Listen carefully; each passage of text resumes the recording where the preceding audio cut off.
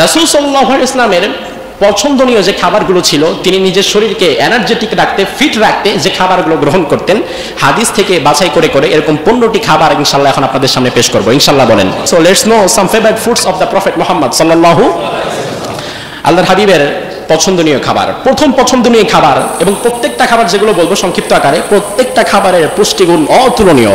কোনোদিন কোনো বাজে খাবার, কোনো শরীরের জন্য কষ্টকর কোনো খাবার আল্লাহর হাবিব খেতেন না। বিশ্বনবীর প্রথম পছন্দনীয় খাবার হচ্ছে খেজুর। কি খাবার? খেজুরের মধ্যে এনার্জি আছে না নাই? অনেক এনার্জেটিক ফুড খেজুর। 2 নাম্বার, আল্লাহর হাবিবের মোস্ট ফেভারিট ফুড আরেকটা ছিল, সেটি হচ্ছে দুধ। কি বললাম?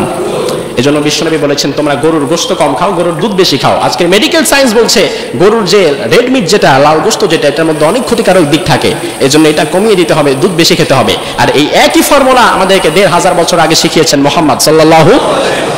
বিশ্বনবীর 3 নাম্বার ফেভারিট ফুড, সেটি হচ্ছে মধু এবং কালো জিরা। কি?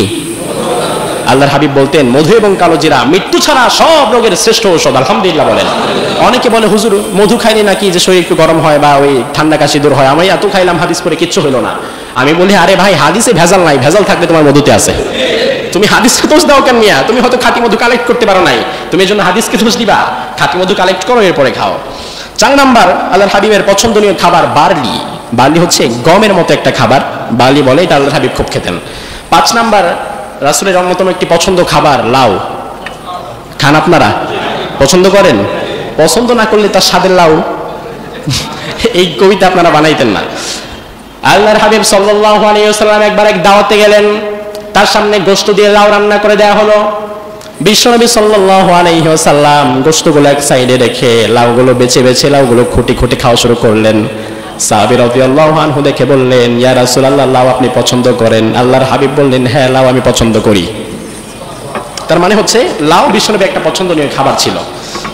6 নাম্বার, আল্লাহর হাবিবের আরেকটি পছন্দনীয় খাবার তরমুজ এবং শসা একসাথে খেতেন। তরমুজ এবং শসা। আবার আয়েশা সিদ্দিকা রাদিয়াল্লাহু আনহা থেকে একটি হাদিস এসেছে, সেটা হচ্ছে আল্লাহর হাবিব যখন তরমুজ খেতেন, তরমুজের সাথে রাতাব মিক্স করে খেতেন। রাতাব মানে হচ্ছে খেজুর। তরমুজ যখন খেতেন, তরমুজের সাথে মাঝে মাঝে এক কামড় খেজুর খেতেন। এটাও খুব উপাদেয় একটা খাবার। 7 নাম্বার, বিশ্বনবীর ফেভারিট ফুড হচ্ছে জাইতুন। জাইতুনটা আমাদের দেশে হচ্ছে জলপাই, অলিভ অয়েল। তবে আরবের জলপাই আর আমাদের জলপাই একটু ডিফারেন্ট। তাদেরটা একটু ছোট হয়, টক তেমন একটা হয় না। আমাদেরটা একটু বড় হয়, খুব বেশি টক হয়। এটা জলপাইটা আচার করে খেতে পারেন। আল্লাহর হাবিব বলেছেন তোমরা জাইতুনের তেল খাও এবং জাইতুন ফল খাও, কারণ এই বৃক্ষের মাঝে আল্লাহ তাআলা বরকত ঢুকিয়ে দিয়েছেন। আলহামদুলিল্লাহ বলেন। 8 নাম্বার, আল্লাহর হাবিবের ফেভারিট ফুড হচ্ছে 3 ফল। ডুমুর বাংলাদেশে পাওয়া যায়? বাংলাদেশে কিছু জংলা ডুমুর আছে, মানুষ বলে এগুলোকে জংলা ডুমুর। গ্রাম অঞ্চলে দেখা যায়, বলে এগুলো খেলে পাগল হয়ে যাবেন, কিন্তু এগুলো আসলে কিচ্ছু না। এগুলো আপনি তরকারি রান্না করেও খেতে পারেন। আমরা জানি না তাই খাই না, আপনি প্রসেসটা জানেন না, এই জন্য খান না। আবার বাংলাদেশে এখন মিশরীয় ডুমুর গাছও পাওয়া যায়। আমি আমার বাসায় একটা লাগিয়েছি, সেটা খুব ভালো ফল দেয়, বড় হয়, লাল হয়। এই জন্য আপনাদের কারো জায়গা থাকলে আপনারা মিশরীয় ডুমুর চারাটা লাগাতে পারেন, এটাও খুব ভালো ফল দিবে। 9 নাম্বার, বিশ্বনবীর আরেকটি ফেভারিট ফুড হচ্ছে কিসমিস। কি বললাম? আব্বাস রাদিয়াল্লাহু আনহু, ইবনে আব্বাস রাদিয়াল্লাহু আনহু থেকে একটি হাদিস এসেছে, আল্লাহর হাবিবের জন্য কিসমিস ভিজিয়ে রাখা হতো। তিনি সকালবেলা কিসমিস এবং কিসমিসের পানি দুটোই পান করতেন। আলহামদুলিল্লাহ বলেন। 10 নাম্বার হচ্ছে বিশ্বনবীর ফেভারিট ফুড ডালিম। আপনারা কি নামে বলেন?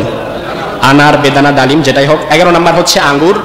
12 নাম্বার হচ্ছে মাশরুম। মাশরুম আছে আপনাদের এখানে?